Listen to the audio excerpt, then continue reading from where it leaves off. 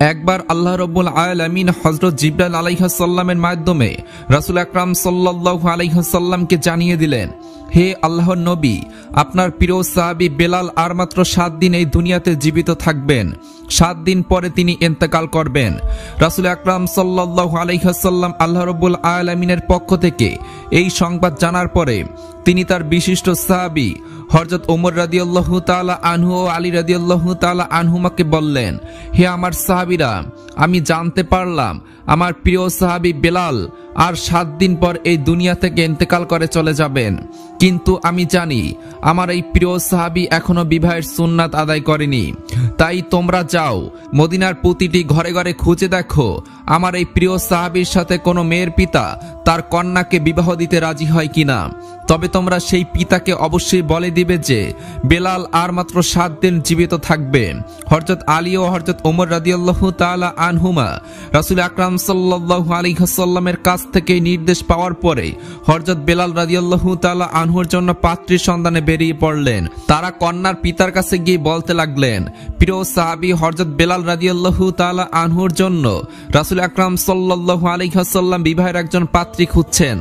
আপনারা কেউ কি আপনাদের কন্যাকে বেলালের সাথে বিবাহ দিতে রাজি আছেন?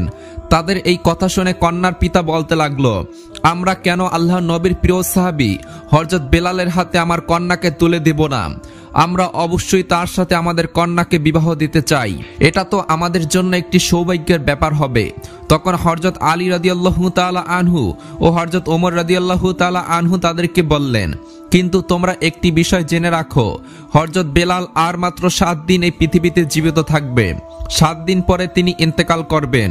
আল্লাহ রাসূল সাল্লাল্লাহু আলাইহি ওয়াসাল্লাম তোমাদেরকে এই সংবাদটিও জানিয়ে দিতে বলেছেন। যখনই তারা জানতে পারলেন যে হযরত বেলাল আর মাত্র 7 দিন এই পৃথিবীতে জীবিত থাকবে, তখন তারা বলতে লাগলো, যদি অবস্থা এইরকম হয় বেলাল 7 দিন পর এই পৃথিবী থেকে ইন্তেকাল করবে, তাহলে আমরা আমাদের কন্যাকে তার হাতে তুলে দিতে কোনোভাবেই রাজি নয়। কারণ আমরা চাই না 7 দিন পরে আমাদের কন্যা বিধবা হয়ে যায়। অতঃপর হযরত ওমর ও আলী রাদিয়াল্লাহু তাআলা আনহুমা মদিনার বিভিন্ন জায়গায় হযরত বেলালের জন্য একজন মেয়ে খুঁজতে লাগলেন, কিন্তু তারা কোনো মেয়ে খুঁজে পাচ্ছিলেন না।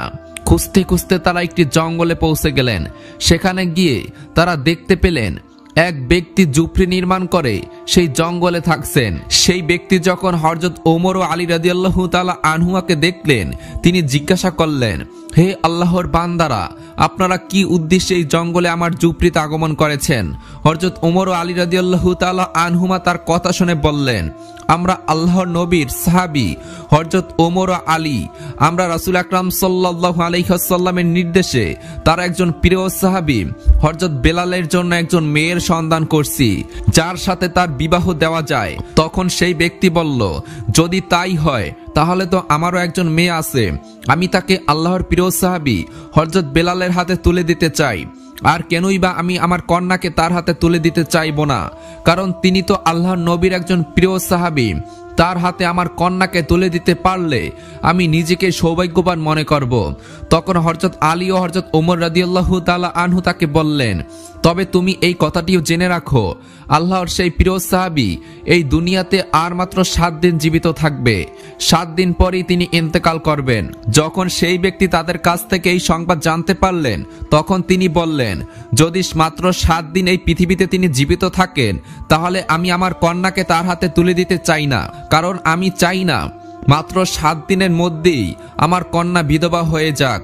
আল্লাহর নবীর প্রিয় সাহাবী সেই ব্যক্তির মধ্যকার এই কথাগুলো ধরে দাঁড়িয়ে তার কন্যা শুনছিলেন।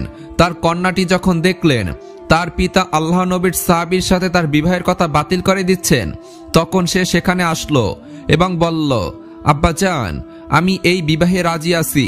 আপনি কিভাবে এমন বিবাহের পয়গাম প্রত্যাখ্যান করতে পারেন, যেই পয়গাম আল্লাহর নবী সাল্লাল্লাহু আলাইহি ওয়াসাল্লাম সরাসরি নিজের থেকে পাঠিয়েছেন?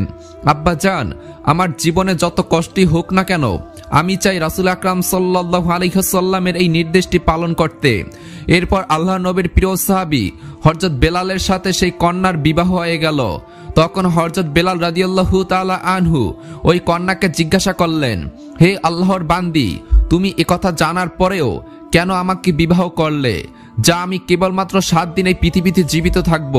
7 দিন পরে তো তুমি বিধবা হয়ে যাবে। তখন সেই মেয়েটি উত্তর দিলেন, হে আল্লাহর প্রিয় সাহাবী, যদিও 7 দিন পরে আমি বিধবা হয়ে যাব, তারপরেও আমি আমার জীবন দিয়ে রাসূল আকরাম সাল্লাল্লাহু আলাইহি ওয়াসাল্লামের একটি নির্দেশ পালন করতে পেরেছি, এই জন্য আমি আমার নিজেকে ধন্য মনে করছি। আর আপনার মতো আল্লাহর নবীর একজন প্রিয় সাহাবীকে আমার স্বামী হিসাবে পাওয়া তো আমার পরম সৌভাগ্যের ব্যাপার। হযরত বেলাল রাদিয়াল্লাহু তাআলা আনহু যেই দিন ইন্তেকাল করবেন, সেই দিন তিনি তার বিবিকে বললেন, বিবি, আজকে রাতেই তো আমি ইন্তেকাল করব। ইন্তেকালের পূর্বে আমার মনে চাচ্ছে কিছু রুটি বক্ষণ করব। অতএব তুমি যাও, প্রতিবেশীর বাড়ি থেকে কিছুটা আটা এনে আমার জন্য কয়েকটা রুটি তৈরি করো। হযরত বেলাল রাদিয়াল্লাহু তাআলা আনহুর স্ত্রী তার কথা মতো 60টি রুটি তৈরি করে তার সামনে পরিবেশন করলেন। এমন সময় একজন ভিক্ষুক দরজায় এসে ডাক দিয়ে বললেন, হে গৃহকর্তা, আজ কয়েকদিন যাবৎ আমি কিছুই বক্ষণ করিনি, ক্ষুধায় আমার পেটে আগুন লেগে গেছে, দয়া করে আমাকে কিছু খাবার ভিক্ষা দান করুন। হযরত বেলাল রাদিয়াল্লাহু তাআলা আনহু যখন দেখলেন তার দরজার সামনে একজন ভিক্ষুক খাবার প্রার্থনা করছে, তখন তিনি তার মৃত্যুর আগের সেই ইচ্ছাটা পূরণ না করে সবগুলো রুটি সেই ভিক্ষুককে দান করে দিলেন। ফকির হযরত বেলাল রাদিয়াল্লাহু তাআলা আনহুর দরজার সামনে সেই রুটিগুলো খেতে বসলেন। যখন হযরত বেলাল রাদিয়াল্লাহু তাআলা আনহুর মৃত্যুর সময় ঘনিয়ে আসলো, তখন হযরত আজরাইল আলাইহিস সালাম তার জান কবজ করার জন্য তার দরজার সামনে উপস্থিত হলেন।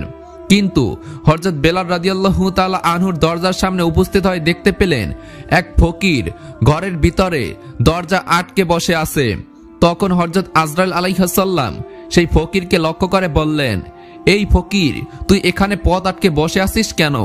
আমাকে ঘরে প্রবেশ করতে দে। আল্লাহ রাব্বুল আলামিন আদেশ করেছেন যেন আমি বেলালের জান কবজ করে নিয়ে যাই। তখন সেই ফকির আজরাইল আলাইহিস সালামকে বলল, হে আজরাইল, তুই কি জানিস না খানা খাওয়ার সময় কাউকে বিরক্ত করতে হয় না? তুই কি দেখতে পাচ্ছিস না আমি এখানে বসে খানা খাচ্ছি? হযরত আজরাইল আলাইহিস সালাম যখন দেখলেন ফকির কোনোভাবেই তার পথ ছাড়ছে না, তখন তিনি আল্লাহ রাব্বুল আলামিনের কাছে গিয়ে বললেন, হে পরওয়ারদিগার, আমি আপনার হুকুমে আপনার বান্দা বেলালের জান কবজ করতে গিয়েছি, কিন্তু সেখানে গিয়ে দেখি এক ফকির বেলালের ঘরের দরজার পথ আটকে বসে আছে। আমি তার কারণে বেলালের ঘরে প্রবেশ করতে পারছি না এবং তার জান কবজ করতে পারছি না। তখন আল্লাহ রাব্বুল আলামিন আজরাইল আলাইহিস সালামকে বললেন, হে আজরাইল, আমার যেই বান্দা বেলালের দরজার সামনে বসে আছে সে আমার অত্যন্ত প্রিয় ভালোবাসার পাত্র। খবরদার, তুই তার সাথে কোনো রকম বেয়াদবি করিস না। এখন গিয়ে তুই আদবের সাথে তাকে জিজ্ঞাসা কর যে কি চায়। যদি তার কোনো দাবি থাকে তুই তার দাবি পূরণ করে তারপরই হযরত বেলালের জান কবজ করে নিয়ে আসিস। আল্লাহ রাব্বুল আলামিনের এই নির্দেশে হযরত আজরাইল আলাইহিস সালাম আবারও হযরত বেলাল রাদিয়াল্লাহু তাআলা আনহুর দরজার সামনে আসলেন তার জান কবজ করার জন্য।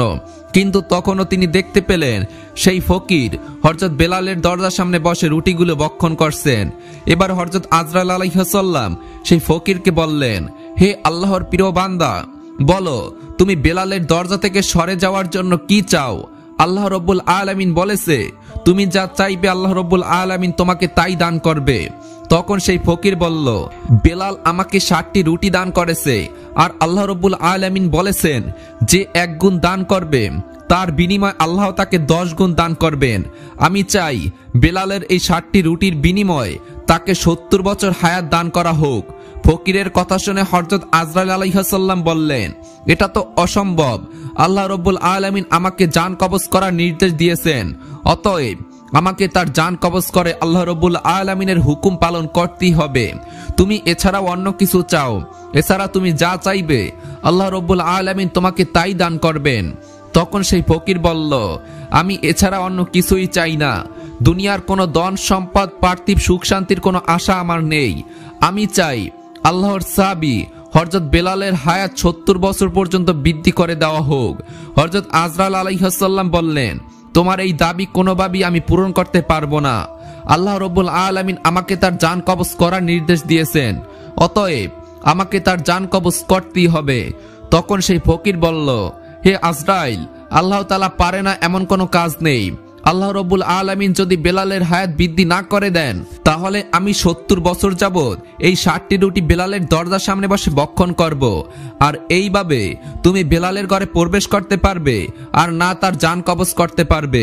রাসূল আকরাম সাল্লাল্লাহু আলাইহি ওয়াসাল্লাম পবিত্র হাদিস শরীফে ঘোষণা করেছেন, আল্লাহ রব্বুল আলামিন এই দুনিয়াতে আল্লাহর এমন কিছু প্রিয় বান্দা রয়েছে, তারা যদি আল্লাহ রব্বুল আলামিনের নামে শপথ করে কোনো কথা বলে দেন, তাহলে আল্লাহ রব্বুল আলামিন অবশ্যই তাদের সেই দাবি পূরণ করেন।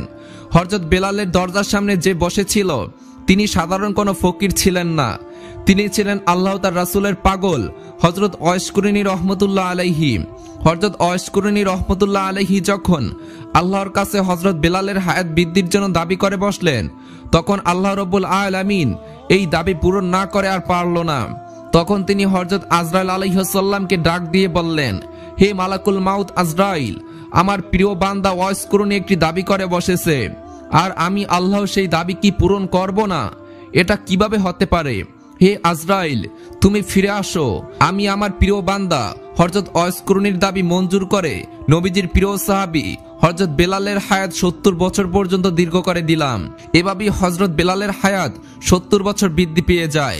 সুবহানাল্লাহ। হে আল্লাহ, তুমি আমাদের সবাইকে তোমার শুকরগুজার বান্দা হওয়ার তৌফিক দান করো, আমিন। বন্ধুরা, এরকম ইসলামিক ভিডিও পেতে আমাদের চ্যানেলটি সাবস্ক্রাইব করে পাশে থাকা বেল আইকনটি বাজিয়ে রাখুন। ধন্যবাদ।